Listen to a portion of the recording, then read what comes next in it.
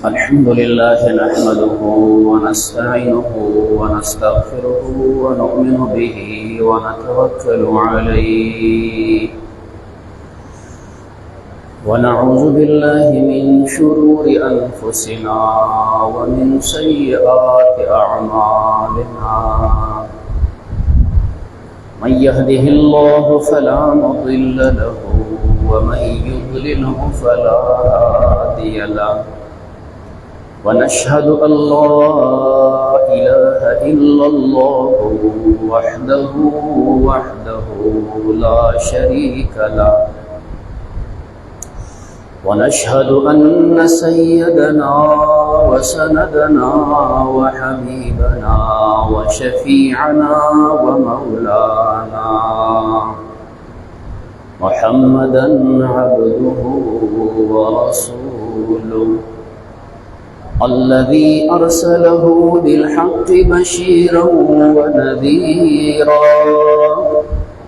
وداعيا إلى الله بإذنه وسراجا منيرا أما بعد فأعوذ بالله من الشيطان الرجيم بسم الله الرحمن الرحيم ذلك بأن الله لم يكن مغيرا نعمة أنعمها على قوم حتى يغيروا ما بأنفسهم وأن الله سميع عليم صدق الله العظيم وقال النبي صلى الله عليه وسلم والذي نفسي بيده لتنفقن كنوز كسرى وقيصر في سبيل الله أو كما قال النبي صلى الله عليه وسلم إن الله وملائكته يصلون على النبي يا أيها الذين آمنوا صلوا عليه وسلموا تسليما اللهم صل على محمد عبدك ورسولك وصل وسلم عليه عزتمند حاضرین ممتاز ټول د الله بندگان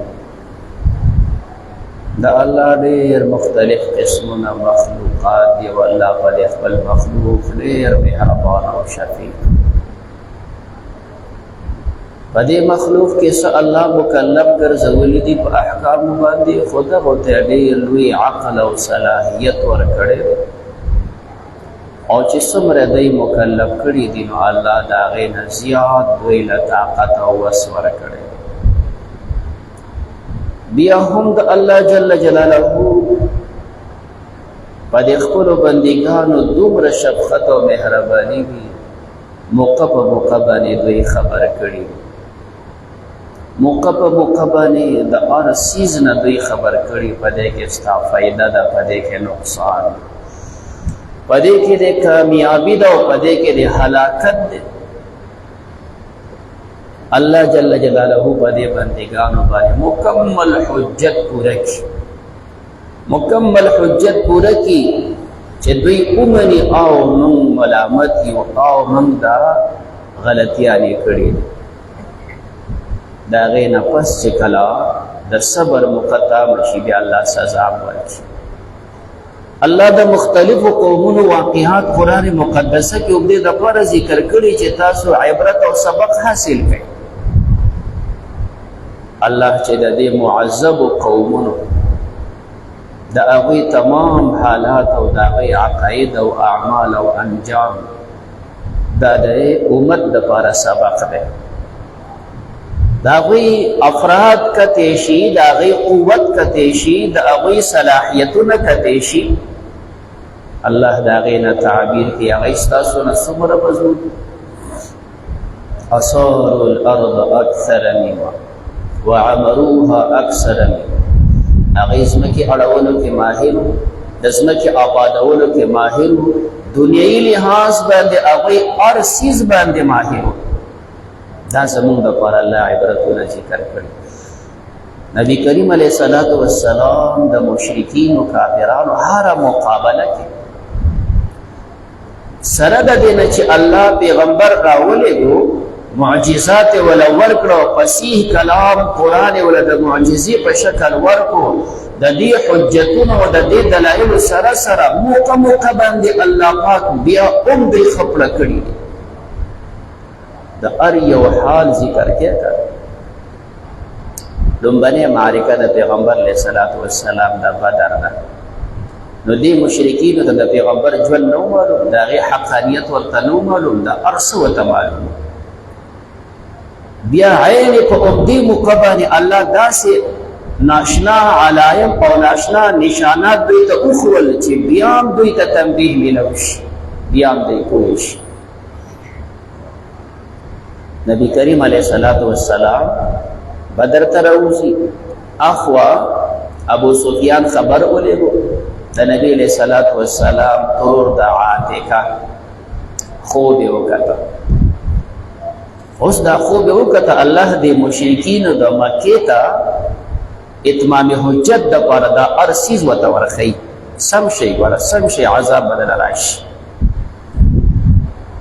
عاتکې خوب وکتو، د شپې ګوري خوب کې یو سړی راغلی، په اوښ باندې سور دی او دا کجاوې الټه کړې ده، د اوښ غوږونه پرې کړي دي، دې سړي کمیس ویستی دی او بیا اواز کوي، ای غدارانو، ای غدارانو، ستاسو دپاره صرف 3 ورځې ټیم دی، راوځئ خپل هلاکت ته.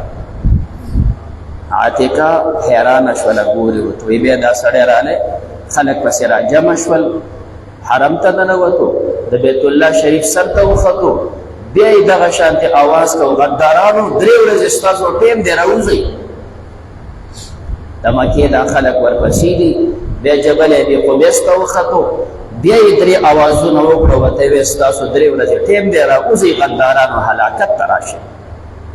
او د جبل ابي قبیس نه یو غټ کاڼی راورغلو، هغه چې ښکته راپرېوته، ټوکړې ټوکړې شو. دا چې څومره د مکې قریش خاندانونه دي، هر کور ته د هغې حصه ورسېدله او دا اوښ یې حلاله کړه او د هغې دغه وینو څاڅکي هر کور ته ورسېدل. سحر هغې سوچ کوو، هیبت یېرې راغستې ده، خو خپل ورور یې راوغوښتو، عباس صاحب. عباس ته وایي خوب مې کتلی دی، خو وروره ډېر یېرېږم. هغوی ما ته وایي نه تا ته یم نه ویم، تا ته ښه پته ده چې د مکې دا خلک خو زمونږ خلاف دي، او که د دې خوب نه څوک خبر شي نو بیا به مو ډېر زیات تنګوي. نو هغه وایي زه خو ضرور ما ته ووایه. وایي ټیک شو، تا ته وایم، خو دا به راسره وعده کې چې ګوره چا ته به ووایې نو ورنه د مکې دا خلک به مونږ تاسو چې کوم دی مړه به مو کړي. عباس صاحب ورته وایي زه نه وایم، ده ورته خوب بیان کړ. هغه وایي دا خوب خو یقینا هیبتي دی، د یارې خو دی. په سبا له باندې د عباس صاحب ملګری دی، ولید ابن عقبه ملګری ورسره ناست دی، هغه ته خوب وي، خو ملګری به چا ته مه وایه. د طریقه کار دی چې یو سړی خپل راز ښکاره کړي که نه، تا خپل راز بل ته وي او بل ته وایي چې مه وایه، نه چې تا خپل راز ونه ساته بل به دله څه وساتي. ولید خپل پلار ته خوب وي، هغه بل ته وي، دا خبره مکه کې خواره شوه.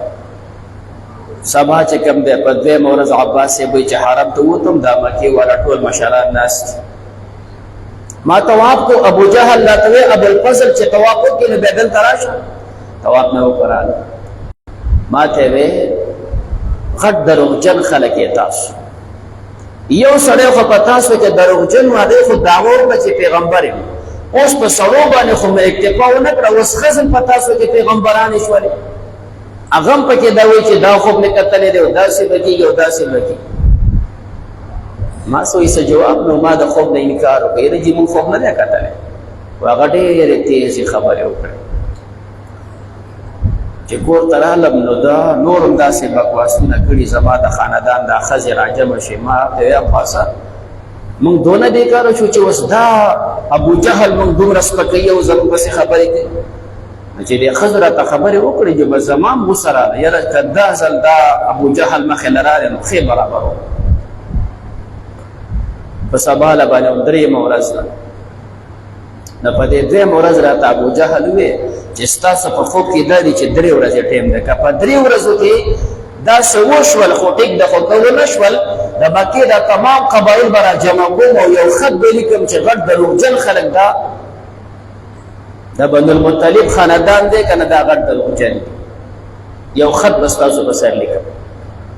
په دې 3 ورځ باندې ووتم، اراده مې دا وه چې د ابو جهل سره ځان داسې نږدې کوم چې څه خبر را سره بیا واچوي، قار خو داسې م قارم چې ښې غره کوم.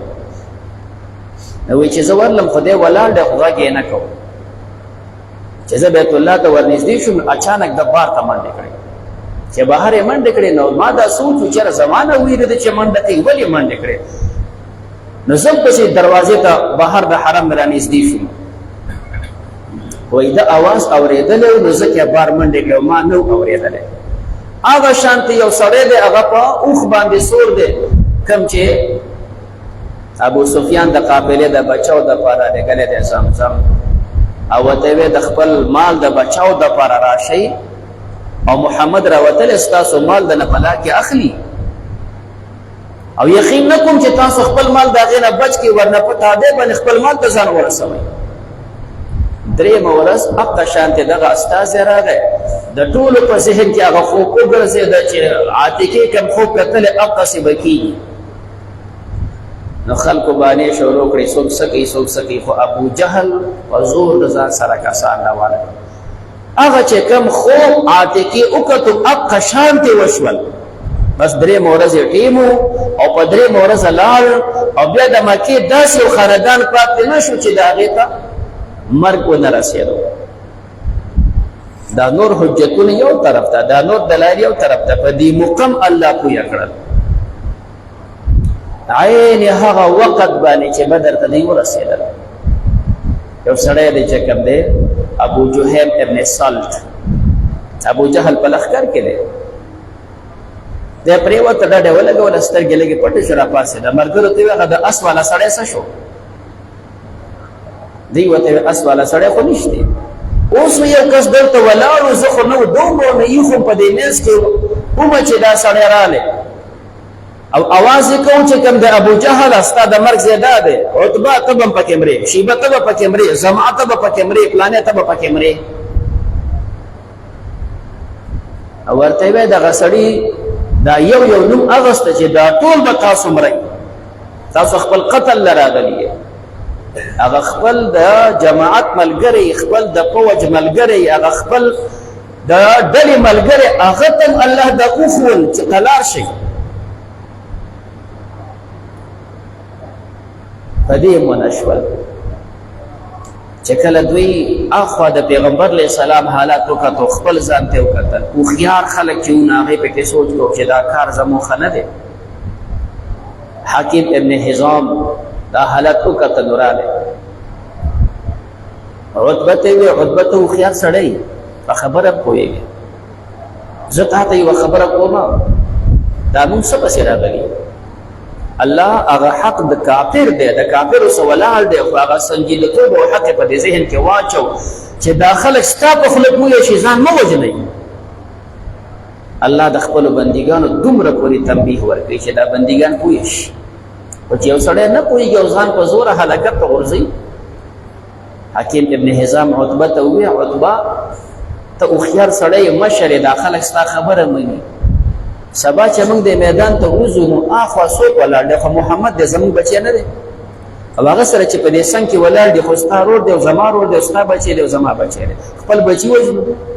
ولې وژنو؟ پسې وژنئ، او چې تا وژنو نو خپل ځان ولې وژنئ؟ عتبه ورته ویل زما خو هم دا سوچ دی. راغلی څو کسان مشران یې راجمع، وایي داسې کار وکړئ که نه چې دا څادر راوالی او زما په دې سر یې وتړئ.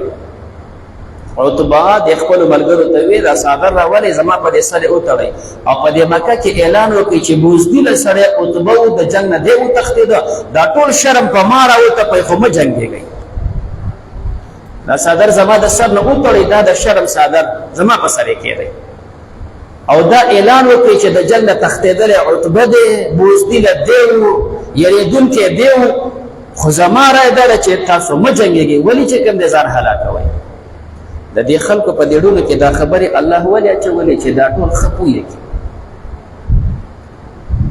انسان الله جل جلاله په یو ځل نه په دوه ځل نه په کرات یې پوهېږي، او چې یو سړی بیا هم په دې نه پوهېږي. دا د پیغمبر علیه الصلاة والسلام په دې موقع باندې مخالفین دي چې داسې په هغه موقع باندې د ټول د لوی ظالم کسرا بادشاه واقع مې ته ویلي څومره چې کم دی ظالم بادشاه څومره متکبر چې د پیغمبر علیه السلام خط اورېدو ته غوږ نه ایښودو. 3 کاله الله تعالی مهلت ورکړه. امام بهقي ذکر کړی دی د آخري کلونو کې د خو ډېر عظیم الشان محل دی.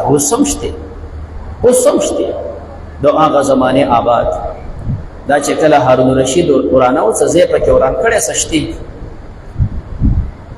نو دی ورانه او نو د دې ایرانیانو څخه کسان مشاورینو هغې نه مشوره واخیسته دا ځای وران کم که نه. هغې ورته زمونږ چې راه اخلې نه مه ورانوه دقسې به وي.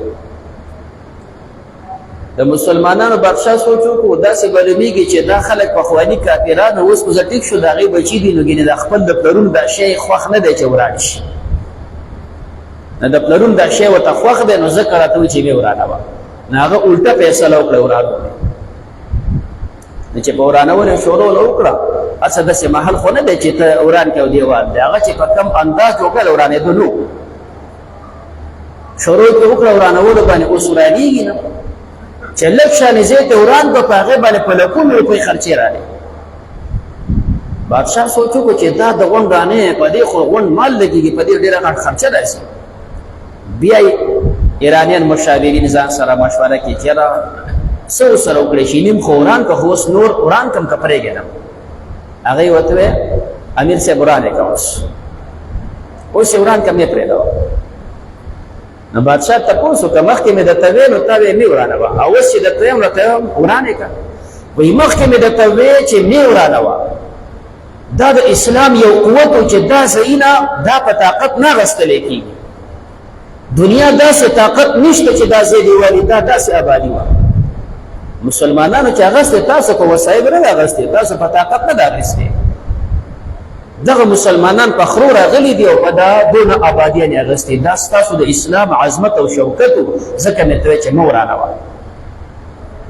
او اوس چې د شروع کړه ورانۍ نه اوس درته یم چې وران یې کړه په دې نیمه چې پرېږدي دا د اسلام ذوق دی چې کوم ځای غیر مسلمو جوړ کړی مسلمانان یې صرف ورانوی نه شي. دا دونه بېکاره دي نو ځکه مې ته چې وران یې کړه. داسې آبادیان کسرا په د خپل محل کې ناست دی. ناسته لږ محل خو نه دی خو چې کوم دی روغه ذله ده او په کوم ځایونو کې څوکیداران دي ګارډ ولاړ دی هر موقع چې ولاړ دی. د ده چې کوم خاص محل دی دغه سړی راننوته کونټۍ ورسره ده. کسرا څنګه دی خوښه ده اسلام منې که دا کونټۍ ماته کړم اسلام منې که دا کونټۍ ماته کړم. دی حیران شو چې دا راغلی د کوم ځای نه او دا دونه څوکیدار او دا دومره انتظام ورته ویې ښځه مې ماتوه. دا سړی واپس لاړ. د خپل څوکیداران نه وغوښتل ورته ویې چې دا سړی دې محل ته راغلی او دا اوس او د کوم ځای نه راغلی. څوکیداران ورته ستا دماغ خراب دي موږ ولاړ یو څنګه دی راغلی اوس سړی راغلی او زما سره خبرې وکړې وې دا موږ ولاړ نه یو دا چاپېره هر لارې بندې دي موږ ولاړ یو. یو کال بعد بیا د خپل محل کې ناست دی دا سړی بیا راغلی بیا ورسره خپله کوټۍ ورسره ده کسرا اسلام منې که دا کوټۍ ماته کړم ښه منه مه ماتوه بیا لاړ. د بیا خپل ګاډ را جمع کړه څوکیداران چې بهر څومره ورته وې دا سړی دې څوک چې راځي هغې ورته صاحب څوک خو نه دی راغلی موږ خو ولاړ یو لارې بندې دي په دروازو ولاړ یو نه ودی یو نه چېرته ته یو څنګه سړی راغلی او دوی دننه محل کې وو یاره داسې به ستا خیالات دي په کوم ځای درلې په کوم ځای لاړو. یو کال بعد په 3 کال باندې بیا هغسې وشول چې په دې 3 کال بیا راغلی ورته وې اسلام راوړې که دا کونټۍ ماته کړه وی ښه هغه کونټۍ ماته کړه چې ماته کړه لاړ پسې په سبا چې کوم دی پیغمبر علیه السلام خط ورته راغلی دغه خط وشکو بس په میاشت کې چې کوم دی بیا قتل شو. څومره لوی بادشاه ظالم د نور دعوتونو سره سره الله جل جلاله ته په خپل محل کې خپل قدرت ښکاره کړ، ایمان راوړه. ګوره لوی سړی بادشاهي حکومت مې درکړی دی، دا نور مهلت خو پرېږده وایي یو کال جی بل کال 3 کاله تا ته ایمان راوړه، بیا هم سم نه شوې.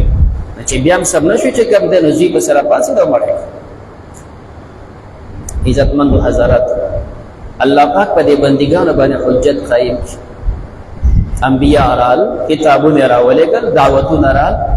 په دې زمانه کې تاسو وګورئ هر جمعات کې عالم لګې دی، د قرآن درسونه کېږي، مدرسې شروع دي، دینی دعوتونه شروع دي. نو موږ مایوسه نه یو، ناامیده نه یو. الحمدلله زموږ چې کوم د خپل میشن په خپل ځای روان دي، خلکو ته به د الله دین رسو، که هغه د دعوت جماعت دی او که هغه د مدرسو دی او که د جوماتونو دی او که علما دي. خو افسوس په هغه خلکو چې هغه دې ته توجه نه کوي، افسوس په هغه خلکو چې هغه د دې موقع نه سبق نه زده کوي او بیا په نافرمانو کې ګرځي. چې په نافرمانو کې ګرځي نو بیا دا موجوده حالات هم زموږ دپاره لوی سبق دی. د کوم ځای نه چې اوبه راغلی او د کوم غرونو نه کلي چې کوم دی راوشول. نوح علیه السلام په وچه کې کشتۍ نه جوړوله، قوم پسې خندا نه کوله، دا ته په کوم ځای کشتۍ جوړ؟ دلته خو چې ته زنګ د پلار په نیکه باندې اوبه نه دي راغلي، دلته اوبه څه کوي چې ته کشتۍ وله جوړې. نو سیلابونه راځي، چې کوم ځای کې سیند وي، کوم ځای کې خوړ وي، هلته سیلاب راځي. سیلاب راځي خو چې کوم ځای کې اوارې کې کلي هغه وړي، چېرته غر او د غر نه بیا چې کوم د دې سیلاب شروع کېږي او د هغه ځای نه د کلي وړي، چېرته د کاڼو په سر باندې آبادي او هغه د سیلابونو وړي. زموږ ستاسو لپاره دا لوی سبق دی. یو طرف ته د الله نعمتونه، ذلک بأن الله لم یکن مغیرا، الله د انسانانو احوال نه بدلی، دوی لخپل نعمت په عذابونو نه بدلی، حتی یغیروا ما بانفسهم. تاسو د الله کوم حالت درکړی دی، دا ښایسته حالت بد حالت ته مه اړوه. الله دله ایمان درکړی، کفر ته مه ځه، الله طاعت درکړی، نافرمانۍ ته مه ځه. د پیغمبر امتی پیدا کړی، په دې سنت ژوند تیر کا، د سنتو نه خلاف مه کوه. او چې تا خپل احوال بدل کړه، د خو احوالو نه بدو ته لاړې، د شکر نه ناشکرۍ ته لاړې، د نعمت نه کفران نعمت ته لاړې، د الله د تابعدارۍ په ځای نافرمانۍ ته لاړې، د پیغمبر د سنتو نه خلاف لاړې. تا خپل احوال بدل کړه، چې تا بدل کړه اوس د الله تبدیل ته بیا ګوره، بیا به الله خپل نعمت دنه بدل کړي. نو خپل چاپېره په دې حالاتو چې سوچ وکړو. ټول مسلمانان په دې باندې خفه دي، خفه خو یو چې دا مصیبت ولې راغلی، خو په دې سوچ چې دا را باندې راغلی ولې. چاپېره زموږ نه چې مثال په طور داسې ضلې پرتې دي، بونیر دی او سوات دی او باجوړ دی او دیر دی او داسې تاو شو.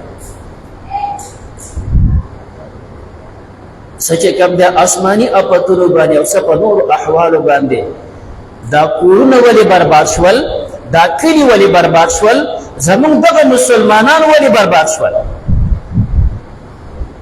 په دې باندې خو ظاهري خپۍ ګورو، خو هغه سبب ته ګورو چې دا اور د کوم ځای نه ولګېده. ولې چې کوم دی زمونږ شتمنۍ، جایدادونه، زمونږ باغونه، زمونږ چې کوم دی دوکانونه، دا هر څه برباد شول. دا خو چې تاسو هلته وګورئ، دا صحیح ده چې ټول ملک دنیا هغې ته متوجه ده، خصوصا د کلي والا تحصیل والا الحمدلله ډېر چت نوم دی چې کوم دی امداد کړی دی. خو په دې امدادونو د هغې هېڅ سم نه کېږي. د یو انسان هر څه برباد شي نو په 1 لک او په 15 لکه باندې هغه څه کېږي. خو بیا دا مسلمانان پې خفه دي، خپل محنت او خواري کوي. څوک بدني لګې دي، څوک چې کوم دی مالي لګې دي، څوک بل. خو د دې ټولو امدادونو سره د هغې هېڅ سم نه کېږي. ورنه که غټه قرباني ده نو درګاه والا وغټه. درګاه چې د تحصیل کوم مثال په طور د علماو پیسې وي، هغه په خپل ځای باندې تخمینا 14 لک روپۍ د هغې وي. تاسو کلی په سطح چې کومې پیسې را جمع شوي کلیوالو چانده کړې ده یا چا د بل ځای نه د کلي په وساطت باندې رابطه کړې ده 15 لکو ته هغه رسېدلي چونکې هلته تمام چې څومره تنظیمونه دي غونډ لګې د خپل خواري او محنت کوي بلا تفریق دا چې څومره سیاسي پارټۍ دي داسې تنظیمونه دي هر یو ټول لګې دي هر یو خپل محنت کوي دا نشو ویلی چې ګیلې یوې کوي څنګه چې ستاسو دا سیاسي پارټۍ دي که هغه پیپل دی که نیشنل دی که جماعت اسلامي دی جمعیت علما دی که بل دی هر یو چې کوم دی کارکنان لګې دي او د خپل وس مناسب خدمتونه کوي و زمون چې کوم د تحصیل پیسې وي نو چونکې دا د علماو خپل څیزو نو هلته زمون قابل قدر عالم مفتی فضل غفور صاحب سنجیده هوښیار سړی دی دا هغې ته حواله شوي ستاسو د کلي په سطحه چې کومې پیسې وي دا یوازې یو کس نه دي وړي نه یوازې چیرمن وړي 100 کسانو د کلیوالو وپل او د تحصیل په سطحه 15 کسانو د هغې وپلو دا 100 کسان وپلو ستاسو په اعتماد هلته چې کوم پروګرام دی اورېدلی دی د هغه پروګرام په وساطت باندې ستاسو پیسې 8 لکه روپۍ دی مفتي صاحب ته حواله کړي دي ستاسو امانتونه مو نه دي برباد کړي ګاډي مو خپل کړي دي چیر وړی مو خپله کړې ده او ستاسو پیسه په پیسه باندې هغه هلته امانت رسېدلی دی د 8 لکه د کلیوالو د طرف نه ولې حواله شوې د وجه دا وه مفتی صاحب خپل پروګرام لاندې که زما پروګرام دا دی اول زمون کار د جنازو چې کوم مړي د هغه دفن د هغوی جنازې موږ د هفته په دې کې منډې وارې چې د هغې نه وزګار شو اوس موجوده زمونږ دویم سټیپ شروع دی دویم زمونږ دا کار دی چې دا کم سیلابونو د دې ګټو د دې خول لاندې مړي پراته دي اوس موږ هغه راوباسو زمونږ دا دویم سټیپ شروع دی چې دا ورک شوي مړي وګورو او د چا دکانونه د چا کورونه چې د ملبو ډک دي هغه له تش کو خالي اوس زمونږ دا لګېږي هر یو لګېږي یوازې د مفتي فضل غفور د هغه چې کوم دی په اډر کې لاندې 5000 کسان هغه د خدمتونه کوي پرون بل پرون مونږه 50-60 کسان د شرګل د مدرسې نه د درې علماو په مشرۍ کې وفد ولېږو د دې خلکو د خدمت دپاره چې د هغوی دا کورونه دکانونه دا چې ملبې پرتې دي پکې دروازو پورې دا هر څه غرق شوي دي هغوی د خپلو کورونو د تشولو هم نه دي دومره ملبې پرتې دي نو اوس دا لګې دي چې دا ملبې دکانونه راویستې شي دا کورونه صفا شي هغې پخپله نه شي صفا کولی څه لږ څیز نه دی نو 50-60 طالبان موږ په ګاڼو کې د درې علماو سره بونیر ته ولېږل سیروزه مو راوړه تاسو سیروزه هلته ولګوئ پرون چې کوم دی بل وفد بیا په 2 ګاڼو کې د مشر محتمیم صاحب مولانا محمد قاسم صاحب دامت برکاتهم العالیه د هغې په مشرۍ کې سوات ته ولېږل هغې پرون هلته کار کړی و نو مازدیګر بیا بټخیرې ته ملګری راغلی نو ما ورته چې لکه دغه دکانونه کورونه صفا وي نه چې نه دي صفا اوس څه مو پکې لګې و نو مال تاسو څه کولو زمونږ پلانکي ځای ته تشکیل وکړو چې کوم دی لاندې بیسمنټ وي هغه داسې د ملبو ډکې وي هغه اوس ماښامه پورې لګیا و هغه بیسمنټ نه مو خټې راایستلې مال هغه کور والا څه کوي د کور والا ولاړو نو یې موږ ورته چې موږ کار کوو تاسو راسره کار نه کوئ ویل وایي چې موږ نور ستړي یو که تاسو را تشولی شئ یو ټیک دی خو زموږ د تشولو وس کې نه کېږي نور یې ستړي کړي نو دا حضرات روان دي چې کوم دی موږ هلته وفد ولېږو بیا موږ چې کوم دی سوات ته ولېږل چې دا خلکو دا کورونه صفا شي نو ستاسو د درګۍ د وفد مشرۍ باندې ستاسو چې کوم دی څه د تحصیل پیسې وي څه د درګۍ وي 21 لک روپۍ موږ مفتي فضل غفور صاحب ته ورکړي او 2 لک روپۍ ستاسو یوه چانده وه او څه کم 1 لک روپۍ د بل ملګري سره وي هغه مو عموماً څه کم 8 لک روپۍ هغه په لاس تقسیم کړي دي هغه زموږ چیرمن صاحب د هغې نمونه لیکلي دي یو مارکیټ ځکه تقسیموله ته ګران هغه مارکیټ والا مراجمه کړه په لفافو کې پیسې جمع شوي دي دا ستاسو نمونه دي د ټول مارکیټ او دا هغو نه پیسې دي یو سیټ ته کښېنئ په خپل منځ کې تقسیم کړي د یو چم او د محلي کورونو نمونې لیکلي هغه مراجمه کړه ستاسو په دې محله کې دومره کورونه دي دا یې نمونه دي موږ په لفافو کې دونه پیسې جمع کړي دا والی یوه لفافه یو کور ته په خپله تقسیم کړي په دې شکل باندې تخمینا سکم 8 لک روپے تقسیم شوي او 21 لک. وجه دا چې مفتی صاحب سره ډېر لوی علما دي، انجینران دي، اوس موجوده صرف کورونه صفا کوي. دویم نمبر کار مفتی صاحب زمون کار بدای چې دا کورونه صفا شي او دا خلک خپل کورونو ته راشي.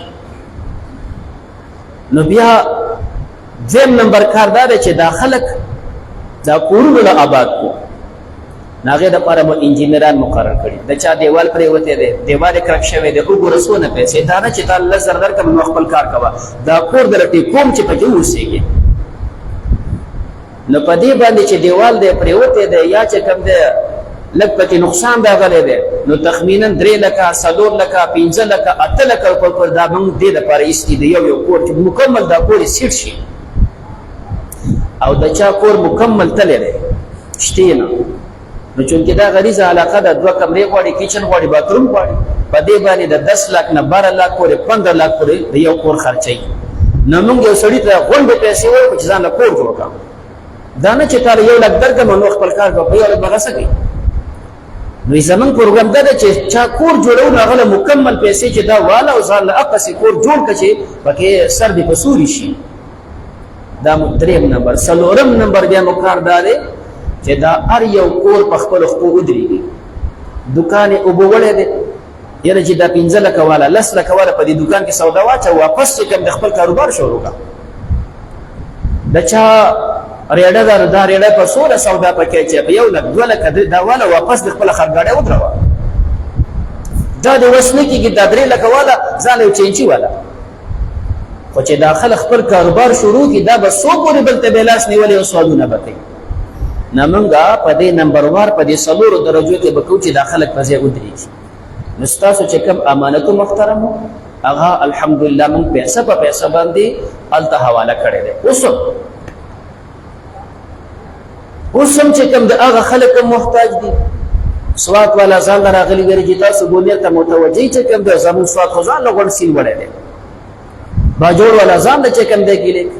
نو الحمدلله ډېر ښه خلک دي. سبا کې دی چې زمونږ یو وپد باجوړ ته لاړ شي، نو هغې دپاره مسلک شانتې پیسې برابر کړي چې دا باجوړ ته ولېږو. او بیا پسې 3 نمبر کې دی چې سوات هم څه برابر کړو. نو بهر کیف زمونږ په دې پیسو باندې د هغوی هېڅ هم نه کېږي. د هغوی ډېرې شتمنۍ یو ډېر هر څه چې کوم دی برباد شوي دي. نو یو خو زما مقصود دا چې د دې حالاتو نه چې سبق زده کړو، الله ته متوجه شو، په خپلو ګناهونو باندې پښیمانه شو، توبه وباسو. دا حال د هغه دی که دا حال په ما ته راشي، هغه چې د غر نه راوي لاوک ولې زما ستا غر نه دی که ما ته دې غر نه داسې لاوکي. الله ته متوجه شو، د دې نه سبق زده کړو. دویم ټکی دا دی چې ستاسو کوم اعتمادونه هغه موږ برباد کړی نه دی، کرا خرچه هم خپله کړې، ستاسو څیز مو الحمدلله هلته امانت رسولی دی. تا ته مختصر تفصیل ذکر کړو. دریم ټکی دا دی چې هلته بلا تفریق هر سړی لګی دی، خو د طالبانو چې کومه قرباني ده که نه هغې ته تقریبا بل رسېدل ګران دی. بېګا ماخوستن یو کس د سوات نه رالی، ملګري هلته غونډه ورځ کار کړی و، زموږ طالب دی. ما ته ویل چې سپین ږیری بابا و، راته ویل چې زما خو ټول عمر په تبلیغ کې لګېدلی، تبلیغي سړی یم، خو ما په ژوند چې ته چاله اوټ نه دی ورکړی، ځکه زموږ تبلیغیان بګي ځان داسې صحت ته ساتي. خو اوس چې مې دلته وکتل چې واحد دغه طالبان دي چې بډې والي دي چې کوم دی نه خټو ته ګوري او نه بل ته ګوري، او په همدې خټو کې لګې دي چې کوم دی د ورځې او د شپې، نو ټول ملګري لګي. خو بس د ذهن کېدی شي لږ اخلاص پسې وایي. تاسو ته مخکې وایي چې دا څومره سیاسي پارټۍ دي، هر یو لګی دی، بغیر د سیاسي پارټو نه دا نور هم راغلي دي. هر سړی محنت کوي، د هغه خلکو سره امداد کوي. مزید بیا هم چې مثال په طور څوک تلی شي خدمت دپاره مناسب ده، څوک چې کوم دی مالي امداد ورسره کوي مناسب ده، ځکه چې فی الحال هغه خلک هغه شانتې لامفلوج دي. رب ذوالجلال دې زموږ ستاسو په لونو کې تمام امت سره همدردي پیدا کړي. الله په دې ملک باندې د خیر او د رحمت څادر خور کړي. الله آفات او بلیاتو نه زموږ ستاسو ټولو حفاظت وکړي. الله خیره خاتمه زموږ په ایمان کې. صلی الله تعالی علی